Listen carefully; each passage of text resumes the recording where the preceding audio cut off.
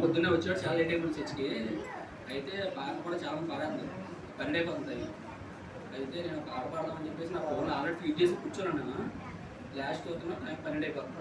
సరే పాట పాడదాం, బయట సీట్కి వస్తాడా, ఫాస్ట్గా టైం అయిపోతే తీసుకుంటారా అని నాకు అనుకున్నాను. నేను ఈ లోపల తీసుకుని బైక్ ఇచ్చిన పెద్ద నాకు ఇచ్చేటప్పుడు నేను అనుకున్నాను మనసులో, నేను పాట పాడేటప్పుడు పరిశుద్ధాత్మ వస్తే బాగుండు అని అనుకుని పాట పాడుతున్నాను.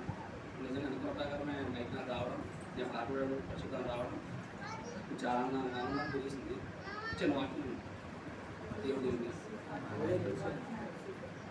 కాబట్టి ఇప్పుడే పెట్టారా, ఈయన చర్చికి ఆలస్యంగా వచ్చాడు, 12 అయిపోయింది. ఈయన పాటలు పాడటం కూడా ఆయన ఆఖరికి వచ్చింది. ఒక పాట పాడదామని సెల్ ఫోన్లో ఒక పాట పాడుకుందామని అది ఒక లైన్లో పెట్టుకున్నారు అంట, మనకు తెలీదు.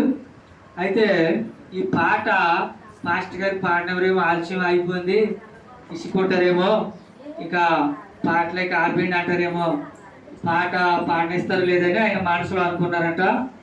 అనుకున్నాక మరి పాడే అవకాశము ఆయనకి ఇచ్చాం. అయితే ఆయన అనుకున్నాడంట, ఈ పాట పాడేటప్పుడు ఎవడో ఒకరికి పరిశుద్ధాత్మ రావాలి నాయన, నేను ఈ పాట పాడేటప్పుడు ఎవడో ఒకరికి పరిశుద్ధాత్మ రావాలి ప్రభా అని మనసులో దేవుడు చెప్పుకోడంట అని ఆ పాట పాడటం ప్రారంభించాడు. ఆయన ఆ పాట సగం పాడేదాడికి ఇక్కడ పాస్టర్ గారికి పరిశుద్ధాత్మ వచ్చింది. అప్పుడు ప్రభా నేను అడిగినట్లుగానే ఈ పాట పాడే అవకాశం ఇచ్చావు, అలాగే నేను పాట పాడుతుండగా మరి పాస్టర్ గారికి పరిశుద్ధాత్మ వచ్చింది, ఆవిడ భాషలో మాట్లాడేలాగా జరిగింది. నాకు చాలా సంతోషం కలిగించావు ప్రభా, నేను సాక్ష్యం చెప్పుకుంటాను ఆఖరిని ఆయన మనసులో అనుకున్నారంట.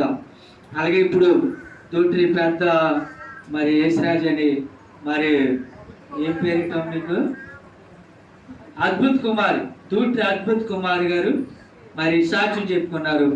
దేవుడు సాక్ష్యం దీవించిన గాక. ఆమేన్.